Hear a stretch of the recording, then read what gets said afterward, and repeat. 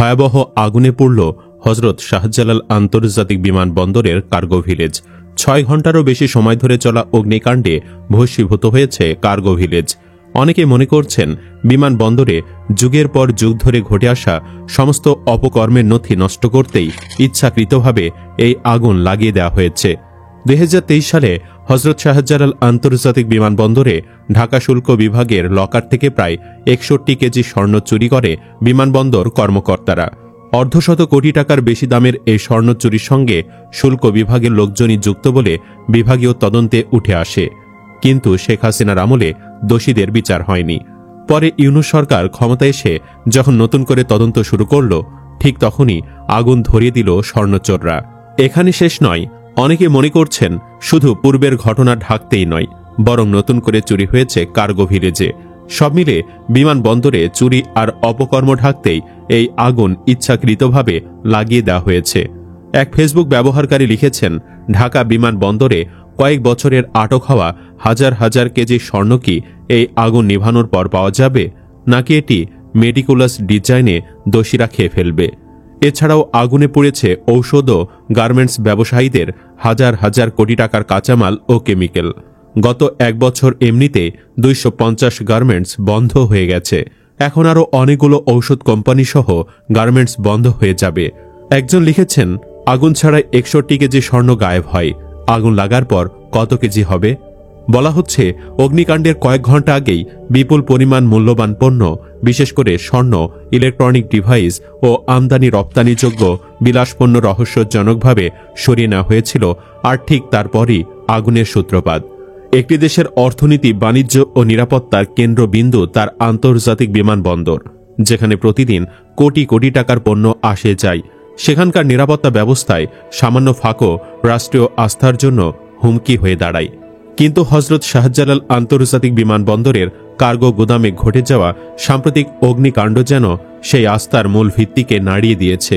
Fire service, সেনা, বিমান বাহিনী ও স্বেচ্ছাসেবকদের 6 ঘন্টার চেষ্টায় আগুন নিয়ন্ত্রণে আনলেও তখন পর্যন্ত কোটি কোটি টাকার ক্ষয়ক্ষতি হয় আর হারিয়ে যায় বহু গুরুত্বপূর্ণ কাগজপত্র ও পণ্যের রেকর্ড। তবে সূত্র আরও জানায় যে ইচ্ছে করে আগুন বাড়তে দেওয়া হয়েছে। এই ঘটনা শুরু থেকে প্রশ্ন, এটি কি কেবল একটি দুর্ঘটনা নাকি সুচিন্তিত ষড়যন্ত্রের অংশ?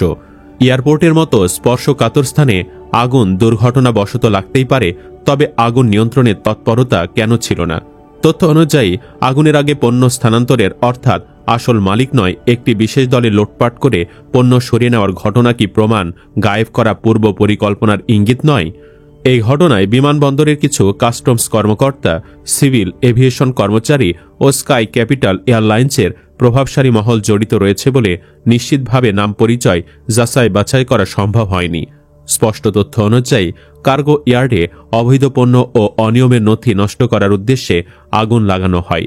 এটি প্রথম সময়ে বিমানবন্দরের ভেতরে মূল্যবান পণ্য পাচার বা গায়েব হওয়ার ঘটনা ঘটেছে, কিন্তু প্রতিবারই তা তদন্তাধীন থেকে চাপা পড়ে গেছে প্রভাবশালী মহলের হস্তক্ষেপে। বাংলাদেশের বাণিজ্য এখন মূলত আকাশপথে নির্ভরশীল। এই ধরনের ঘটনা শুধু আর্থিক ক্ষতি ডেকে আনে না, বরং বিদেশি ব্যবসায়িক আস্থা ও বীমা সংস্থার চোখে দেশের ভাবমূর্তিকে প্রশ্নবিদ্ধ করে। যদি এই ঘটনার প্রকৃত কারণ উদ্ঘাটিত না হয়, তবে আন্তর্জাতিক বাজারে বাংলাদেশের কার্গো পরিবহন ও আমদানি রপ্তানির ওপর কঠোর নজরদারি আরোপ হতে পারে। এমনকি IATA নিরাপত্তা সার্টিফিকেশন নিয়েও সংকট দেখা দিতে পারে। সরকার দ্রুত তদন্ত কমিটি গঠন করেছে, কিন্তু প্রশ্ন হল, বিগত সময়ে কতগুলো তদন্ত কমিটি গঠন হয়েছে আর কতটির ফল বাস্তবে দেখা গেছে? একটি রাষ্ট্রের জনগণ যখন তদন্তের ওপর বিশ্বাস হারায়, তখন প্রশাসনিক জবাবদিহিতা ধ্বংস হয়। এই আগুনের ঘটনায় যদি সত্যি প্রভাবশালী চক্র জড়িত থাকে, তবে তা কেবল একটি অপরাধ নয়, বরং রাষ্ট্রবিরোধী ষড়যন্ত্র। শাহজালাল আন্তর্জাতিক বিমানবন্দরের গোদামে লাগা আগুন কেবল একটি দুর্ঘটনা নয়, এটি রাষ্ট্রীয় অব্যবস্থাপনা, দুর্নীতি ও নিরাপত্তাহীনতার জ্বলন্ত প্রতীক। আগুন নাটকের আড়ালে স্বর্ণ ও মূল্যবান পণ্য সরিয়ে নেওয়া শুধু অর্থনৈতিক অপরাধ নয়, বরং জাতীয় বিশ্বাসঘাতকতা। এই অগ্নিকাণ্ডের ধোঁয়ার ভেতরে লুকিয়ে আছে সেই প্রশাসনিক গলদ ও দুর্নীতির গন্ধ, যা উন্মোচিত না হলে পড়তে থাকবে শুধু কার্গো ইয়ার্ড নয়, পূর্বে রাষ্ট্রের সততা, জনগণের আস্থা আর বাংলাদেশের আন্তর্জাতিক ভাবমূর্তি।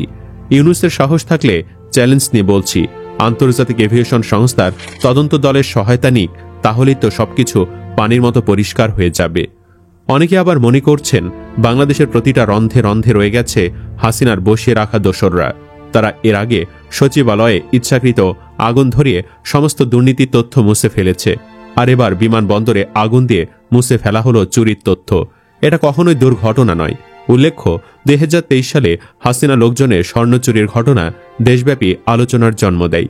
এরপর তদন্তের মাধ্যমে বড় কর্মকর্তাদের বাঁচিয়ে ছোট পদে থাকা 3 জনকে ফাঁসিয়ে দেওয়া হয়।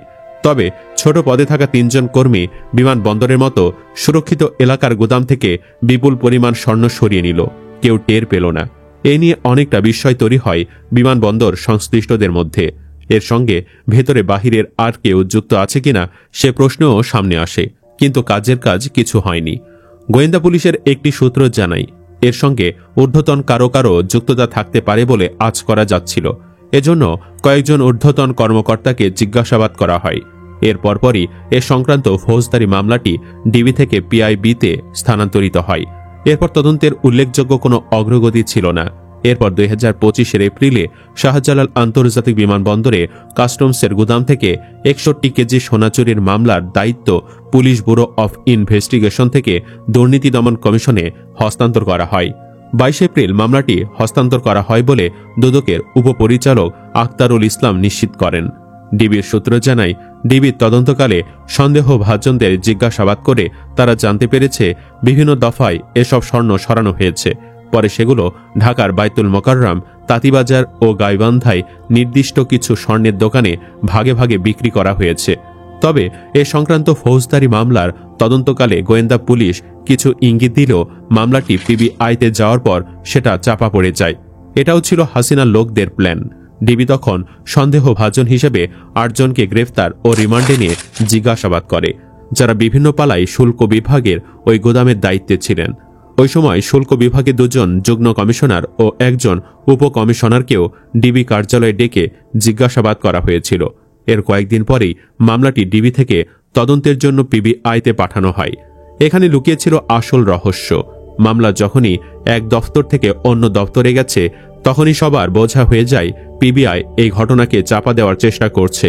এরপর দুদক বুঝতে পারে পিবিআই এই ঘটনাকে ধামাচাপা দিয়ে দিবে। তখনই মামলা পিবিআই থেকে দুদকে হস্তান্তর করা হয়।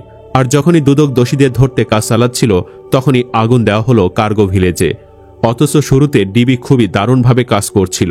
শুল্ক বিভাগের একাধিক কর্মকর্তা নাম প্রকাশ না করার শর্তে বলেন, তাদের ধারণা ছিল গ্রেফতার ব্যক্তিদের জিজ্ঞাসাবাদ করে ডিবি স্বর্ণ উদ্ধার করবে।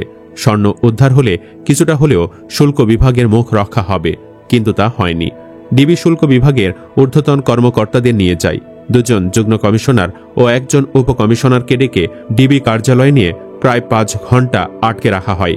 তাদের কাছ থেকে লিখিত বক্তব্য নেওয়া হয়। তখন শুল্ক বিভাগের ঊর্ধ্বতন কর্মকর্তারা আশঙ্কা করেন এ ঘটনায় আসল জড়িতরা ধরা পড়ে যেতে পারেন। এরপর মামলাটি ডিবি থেকে সরানোর জন্য নানাভাবে তদবির করা হয়। সুপ্রিয় দর্শক, আপনার কি ধারণা, এটি কি আসলে দুর্ঘটনা নাকি ইচ্ছাকৃত ঘটনা? কমেন্ট বক্সে জানিয়ে দিন আপনার মতামত। ভিডিও ভালো লাগলে লাইক দিন এবং শেয়ার করুন। পরবর্তী আপডেটের জন্য আমাদের সাথেই থাকুন। ধন্যবাদ।